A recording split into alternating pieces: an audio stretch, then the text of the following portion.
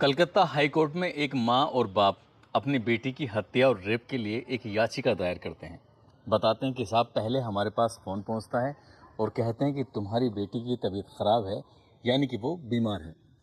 माँ बाप रोने लगते हैं, परेशान हो जाते हैं और घर में कुछ ऐसी आशंका जाहिर से होने लगी थी जैसे कि कोई बहुत बड़ी अप्रिय घटना हो गई है। वो बार बार ये जानने की कोशिश कर रहे थे, तब बताया जाता है कि तुम्हारी बेटी ने अपनी जीवन लीला समाप्त कर ली है। उन्हें समझ नहीं आ रहा था कि आखिरकार करें तो क्या करें। इसके बाद माँ और बाप सीधा हॉस्पिटल पहुंच जाते हैं। वहां जाने के बाद कहते हैं कि हम अपनी बेटी से मिलने के लिए आए हैं, आखिरकार क्या मामला है, क्या माजरा है। तब डॉक्टर लोग या जो भी वहाँ पर मौजूद होते हैं वो उन्हें कहते हैं कि तुम थोड़ी देर आराम करो, बैठो, पानी वानी पियो, उसके बाद में बात करते हैं। इसी तरह से इंतज़ार करते करते 3 घंटे का समय बीत जाता है, लेकिन माँ और बाप की कोई सुध ही नहीं ले रहा था। जो भी आता था बस आना जाना और एक दूसरे से कानों में खुसर फुसर चल रही थी। वो क्या निर्णय लेना चाहते थे, क्या नहीं, समझ नहीं आ रहा था। तभी कोई व्यक्ति उनके पास आता है और आने के बाद कहता है कि सेटलमेंट कर लो। यानी कि जो व्यक्ति अपनी बेटी को देखने के लिए पिछले 3 घंटे से पल पल तरस रहा है, उसके कानों में एक आवाज़ पहुंचती है कि सेटलमेंट कर लीजिए। किस तरह का सेटलमेंट कर लीजिए? जैसे ही हाई कोर्ट ने ये बात सुनी, ये याचिका सुनी, दरअसल इससे पहले पूरे देश भर में इस घटना को लेकर बवाल मचा हुआ है। बड़ी संख्या में लोग सड़कों पर उतरे हुए हैं। जो बीमार हैं उन्हें हॉस्पिटल में इलाज इसलिए नहीं मिल रहा है क्योंकि डॉक्टर ही सुरक्षित नहीं है, तो फिर इलाज होगा कैसे? अब ऐसी स्थिति में हाई कोर्ट को इस बात को लेकर थोड़ा तल्ख होता है, गुस्सा भी आता है, और गुस्सा आने के बाद वो कहते हैं कि ऐसा कुछ हुआ है तो ठीक है। मुख्यमंत्री ममता बनर्जी कहती हैं कि अगर हम 7 दिन में सबूत नहीं जुटा पाए या मामले की जांच ठीक से नहीं कर पाए तो 7वें दिन हम इस मामले को सीबीआई को सौंप देंगे। 7वें दिन यदि इस मामले को सौंपोगे, हो सकता है कि तुम इन सबूतों के साथ छेड़छाड़ करो, इसलिए 5 दिन में ही अगर तुम कुछ नहीं कर पाए हो तो 5 दिन में ये मामला सीबीआई को जाता है। यानी कि सीबीआई को जाता है। साथ ही एक बात और पकड़ी गई कि जो मेडिकल कॉलेज के प्रिंसिपल होते हैं, प्रिंसिपल ने ये जिम्मेदारी ली, नैतिक जिम्मेदारी। वो कहते हैं कि ट्रेनी डॉक्टर, जो लेडी ट्रेनी डॉक्टर जिसकी रेप के बाद हत्या हुई है, वो उनकी बेटी की तरह है। इसलिए मैं एक पेरेंट होने के नाते मैं अपने पद से इस्तीफा देता हूँ। अभी पद से इस्तीफा ही दिया था कि राज्य सरकार ने उन्हें कलकत्ता मेडिकल कॉलेज और हॉस्पिटल का प्रिंसिपल बना दिया। इनकी ऐसी क्या जल्दी थी कि प्रिंसिपल ने इस्तीफा दिया है, तुरंत इसको ये जिम्मेदारी दे दी है। अब ऐसी स्थिति में हाई कोर्ट जो तल्ख रवैया अपनाता है, वो 2 बात कहते हैं कि इस मामले की जांच सीबीआई करेगी, और दूसरा ये है कि प्रिंसिपल को छुट्टी पर आप भेजते हैं या फिर हम भेजें। दरअसल आज की जो सच्ची घटना मैं आपको सुनाने जा रहा हूं, इस सच्ची घटना के माध्यम से ये समझने की कोशिश करते हैं कि आखिरकार उस लेडी डॉक्टर के साथ उस भयानक रात में कब क्या हुआ था। ये जानने की कोशिश करेंगे, ये समझने की कोशिश करेंगे। आदाब, नमस्कार, सत श्री अकाल। मैं उस्मान सैफी। आज की जो सच्ची घटना मैं आपको सुनाने जा रहा हूँ, ये सच्ची घटना है पश्चिम बंगाल की राजधानी कलकत्ता। यहाँ 55/B शंभुनाथ पंडित रोड निवासी एक व्यक्ति जिसका नाम होता है संजय राय। जैसा संजय राय 5 अगस्त 2024 को ये जाता है एक बैठक में शामिल होने के लिए। दरअसल ये पुलिस कल्याण बोर्ड में सिविक वॉलेंटियर के रूप में काम करता है। इसकी बैठक थी 5 अगस्त को, जब निकलता है तो 8 अगस्त को वहां से वापस आ जाता है। जैसे वापस आता है, ये बैठक हो रही थी सलुआ में। सलुआ यहाँ से लगभग 140 किलोमीटर दूर पड़ता है कलकत्ता से, जहाँ पर इसका आवास होता है, घर होता है। और ये उस बैठक में शामिल होने के बाद सीधा पहुंच जाता है आरजी कर मेडिकल कॉलेज हॉस्पिटल में। वहां जाता है, एक दोपहर का समय था, एक मरीज को लेकर। दरअसल उस मरीज को भर्ती कराता है और भर्ती कराने के बाद फिर वापस वहां से चला आता है। रात 8 बजे, ये 8 अगस्त 2024 के रात लगभग 11 बजे के आसपास का वाकया है। ये उस मरीज को, जिसको दोपहर में अभी एडमिट करा के आया था, उस मरीज से मिलने के लिए जाता है। उसका एक्सरे वगैरह या फिर और उसको देखने के लिए कि उसकी तबीयत कैसी है, ठीक है कि नहीं है। दरअसल उसको देख दाख कर, जबकि इसके परिवार के लोग भी मौजूद होते हैं, अब यहाँ से वो वापस चला जाता है। वापस जाता है तो रात के लगभग 1 बज जाता है, और 1 बजे अब वो इस मरीज से नहीं बल्कि इसी बिल्डिंग के अंदर किसी दूसरे मरीज से मिलने के लिए आता है, उसकी मदद करने के लिए। उससे बातचीत करता है, आज इसका ऑपरेशन होने वाला था, और बातचीत करके यहाँ से निकल जाता है। अब रात के लगभग 1:30 बजे के आसपास यहाँ से हॉस्पिटल से बाहर निकलता है और परिसर में आकर घूमने लगता है। एक कहानी ये है जो संजय राय की चल रही है, जो बैठक में शामिल होता है, हॉस्पिटल में आता है, मरीज को दिखाता है, उसके बाद फिर दूसरे मरीज को देखने के लिए आता है। इस तरह की कहानी चल रही है। लेकिन एक और कहानी है जो दूसरी कहानी है, दरअसल आपको ये भी बताते चलें, जो ये संजय राय है वो पुलिस कल्याण बोर्ड का एक सिविक वॉलंटियर भी है, और दरअसल एक ऐसी टी शर्ट पहन के घूमता है जिस टी शर्ट पर लिखा है कोलकाता पुलिस। बड़ी संख्या में लोगों को यही मालूम था कि शायद ये पुलिस वाला है, ये पुलिस की तरह चलना, उसकी तरह बात करना, और ये बॉक्सर होता है। तो बॉक्सर जो फिटनेस इसकी बड़ी ठीक ठाक सी होती है, तो इसको बड़ी संख्या में लोग यही समझते हैं। और पुलिस के बड़े बड़े अधिकारियों के साथ इसके ताल्लुकात बताए जाते हैं, उनके साथ उठना बैठना था, इसलिए हॉस्पिटल के किसी भी हिस्से में ये जा भी सकता था और आ भी सकता था। शायद किसी को रोकने की, किसी को टोकने की इसमें हिम्मत भी नहीं होती है। एक कहानी जो संजय राय की ये चल जाती है। दूसरी कहानी होती है 31 साल की एक ट्रेनी डॉक्टर होती है, जो कि चेस्ट मेडिसिन डिपार्टमेंट पीजी सेकेंडर की एक स्टूडेंट होती है, इसी आरजी कर मेडिकल कॉलेज हॉस्पिटल कलकत्ता के अंदर।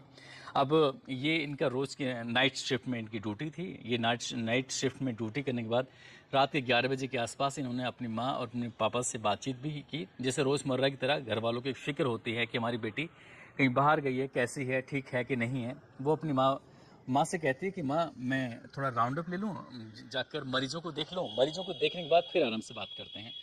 कब 2 बज जाते हैं, उसके बाद वो अपने 2 जूनियर के साथ बैठकर खाना खाती हैं। खाना खाने के बाद कहती हैं कि मैं थोड़ी थक सी गई हूँ, इसलिए जाकर आराम कर लेती हूँ। आराम इसी बिल्डिंग के अंदर चौथी मंजिल पर एक सेमिनार हॉल है, उसके अंदर जाती हैं और जाकर वहाँ पर आराम करने लगती हैं। अब ये जाकर अपने ये लगभग बताया जाता है कि 2 से 3 बजे के बीच का ये वाक़या है, जब जाती हैं उसके अंदर और जाकर आराम करने लगती हैं। उधर जो संजय राव होता है, संजय राव लगभग रात के 3 बजे के आसपास इसी चेस्ट मेडिसिन बिल्डिंग के अंदर प्रवेश करता है। वहाँ जाने के कुछ देर इधर उधर घूमता है, और कुछ देर घूमने के बाद सीधा इसके जो सेमिनार हॉल है, उसी सेमिनार हॉल के अंदर जाता हुआ सीसीटीवी कैमरे में कैद हो जाता है। अब ये अंदर तो चला जाता है, लगभग 40 से 45 मिनट के आसपास अंदर रहता है। उसके बाद ये 4:37 पर जो 8 और 9 अगस्त 2024 की रात होती है, यानी कि अब सुबह हो चुकी है, 4:37 के आसपास यहाँ से निकल जाता है, जो कि निकलता हुआ सीसीटीवी कैमरे में कैद हो जाता है। अब तक यहाँ तक बिल्कुल शांति थी, किसी को कोई खबर नहीं, कुछ नहीं पता कि आखिरकार हुआ क्या है।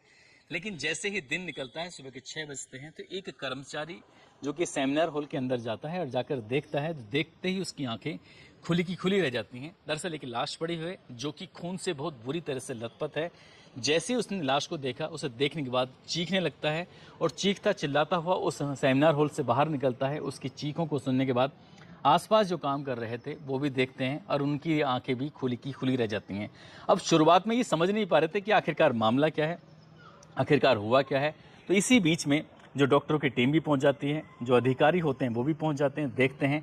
तो इस मामले को कहीं ना कहीं शुरुआत में कि मेडिकल कॉलेज की कहीं इमेज ना ख़राब हो जाए, इसे दबाने की कोशिश की जा रही थी, और इसीलिए उन्होंने शायद जो लड़की के यानी कि लेडी डॉक्टर के माता और पिता होते हैं, उनके पास जो सूचना पहुंची थी, तो पहले बताया गया तुम्हारी बेटी बीमार है, उसके बाद बताया गया कि उसने अपनी ज़िंदगी को खुद ख़त्म कर लिया है, समाप्त कर लिया है, और तीसरी बार उसको बताया गया कि आप एक काम करिए, हॉस्पिटल आ जाइए। और 3 घंटे तक उन्हें अपनी बेटी का चेहरा देखने के लिए इंतज़ार करना पड़ता है। और जब उन्होंने अपनी बेटी को पहली बार देखा था, तो बेटी की स्थिति अर्धनग्न अवस्था में थी, नीचे के हिस्से में कोई कपड़ा ही नहीं था, और जिस रूप में बेटी पड़ी हुई थी, उसे देखकर किसी की भी आँख कोई भी सिहर जाएगा, परेशान हो जाएगा, सोचने पर मजबूर हो जाएगा। जब माँ बाप ने पहले से ही थोड़ा डरे सहमे थे, रो तो रहे थे, लेकिन अपनी बेटी की उस हालत को देखने के बाद उन पर रहा नहीं जाता। फिर इस जो लाश होती है उसको कब्जे में लेके पोस्टमार्टम के लिए भेजा जाता है हॉस्पिटल में। अब जब पोस्टमार्टम होता है, उसकी रिपोर्ट जाती है, तो पता चलता है कि प्राइवेट पार्ट से ब्लड बह रहा है, आंखों से खून बह रहा है, मुंह से भी खून निकल रहा है। अब ऐसी स्थिति में जो आशंकाएं व्यक्त कर रहे थे, आखिरकार किसने किया, क्या किया है, चेहरे हो या नाखूनों में भी चोट के निशान पाए जाते हैं। पेट और जो लेफ्ट पैर होता है उसमें भी चोट के निशान था। गर्दन की हड्डी टूटी हुई थी, राइट हाथ, सीधे जो हाथ था उसमें चोट लगी हुई थी, होठों पर चोट लगी थी। शरीर का ऐसा कोई हिस्सा नहीं था जहां पर चोट के निशान नहीं थे। आखिरकार किसने किया, क्यों किया, पुलिस के लिए सवालों के बहुत सारे सवाल थे। अब पुलिस ने शुरुआत में इस मामले को कहीं ना कहीं दबाने की कोशिश की थी। यही कारण है कि माँ बाप को मजबूरन याचिका दायर करनी पड़ी और कोर्ट को इस मामले में हस्तक्षेप करना पड़ा। अब इस मामले की पुलिस जब जांच पड़ताल करती है, जांच पड़ताल करने की एक वजह ये भी बन जाती है कि देखते ही देखते ये मामला सोशल मीडिया पर सुर्खियां बटोरने लगता है। अब चाहे टीवी हो, अखबार हो, अब हर जगह प्रिंट मीडिया सहित जहां देखो वहां पर इसी घटना की, कि ट्रेनी लेडी डॉक्टर के साथ इतनी अमानवीय घटना की गई है कि निर्भया 2.0 ये दूसरी घटना बिल्कुल वैसी पहली जैसी घटना के रूप में बन जाती है। किसने किया, क्या किया है?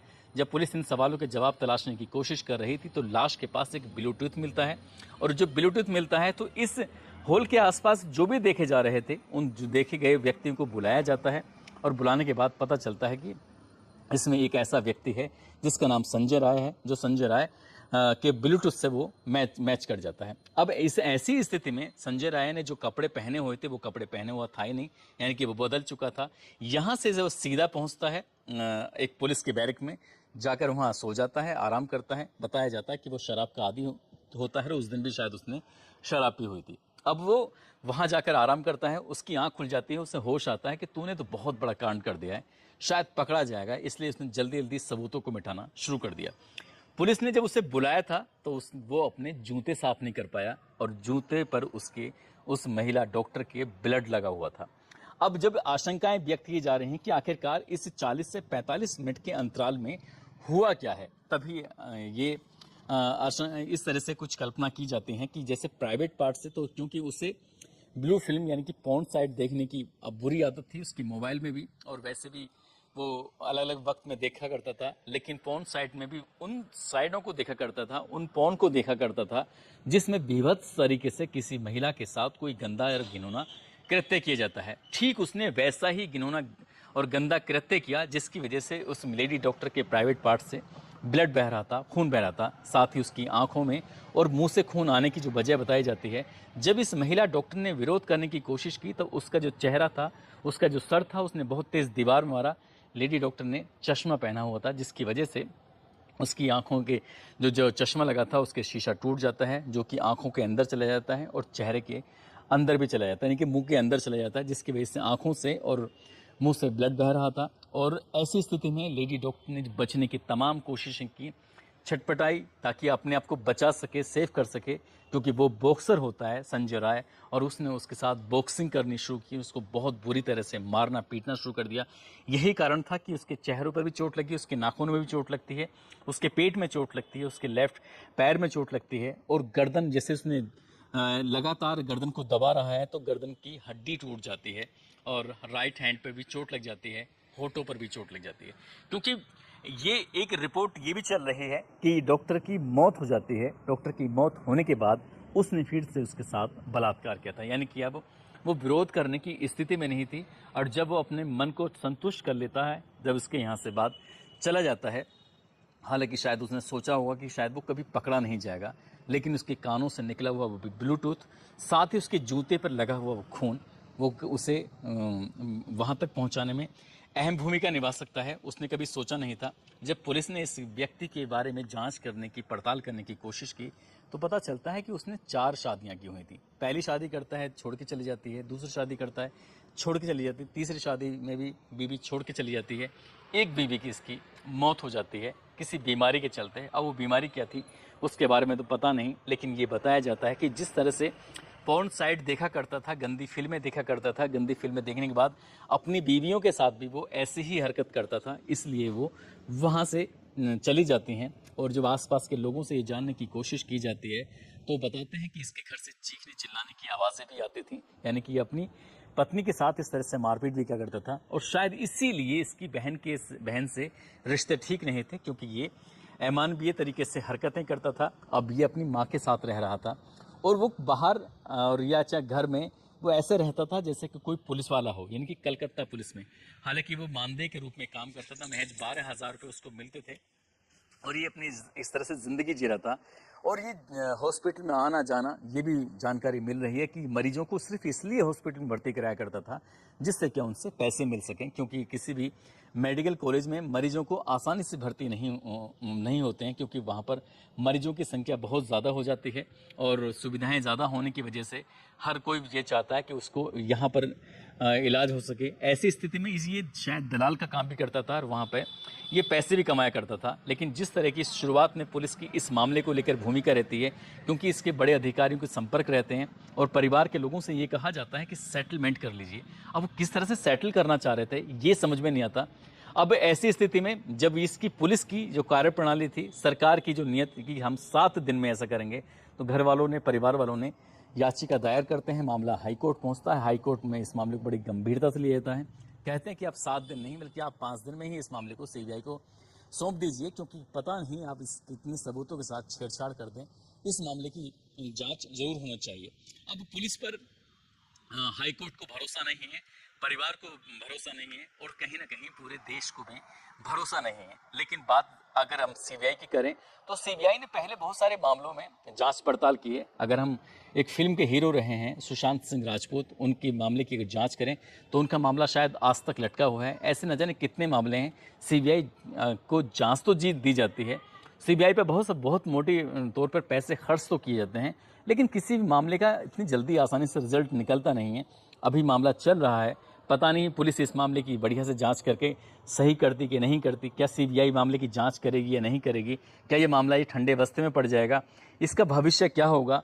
क्या पुलिस पर भरोसा करें या सीबीआई पे भरोसा करें, समझ नहीं आता। या फिर साथ काम करने वालों पर भरोसा करें, जो व्यक्ति रोज हॉस्पिटल आता था उस पर भरोसा करें कि ना करें, किस पर भरोसा करें, ये समझ में नहीं आता। महिलाएं ना घर में सुरक्षित हैं, ना बाहर काम करने जाती हैं वहाँ सुरक्षित हैं। जहाँ देखो वहाँ उन पर गिद्धों की जैसी नज़रें बनी रहती हैं। लेकिन महिलाओं की अपनी जिम्मेदारी बनती है कि उन्हें ये लड़ाई खुद ही लड़नी पड़ेगी, उन्हें ये लड़ाई खुद ही जीतनी पड़ेगी। जहाँ जाती हैं चारों तरफ वो अपने आप को सुरक्षित महसूस तभी कर सकती हैं जब वो इस तरह से सचेत रहें, सतर्क रहें। और शायद इसलिए भी हम इन घटनाओं को आप तक लेके आते हैं, ताकि आप इन घटनाओं से सबक लेकर सचेत रहें, सुरक्षित रहें, और ताकि कभी किसी लड़की के साथ, कभी किसी महिला के साथ कोई ऐसी घटना ना हो। दोस्तों, इस पूरे घटनाक्रम को सुनाने का उद्देश्य है भी किसी को परेशान करना नहीं है, किसी का दिल दुखाना नहीं है, बल्कि आपको जागरूक करना है, आपको सचेत करना है। और जाते जाते आज कृतिका गौतम है जो कि हरदोई की रहने वाली हैं, साथ ही मामलेश्वर सिंह हैं, विशाल यादव हैं, रचित रुखसाना जो कि गाजियाबाद के रहने वाली हैं। आज इन सभी का जन्मदिन है। इन सभी को जन्मदिन की बहुत सारी शुभकामनाएं, बहुत बहुत मुबारकबाद।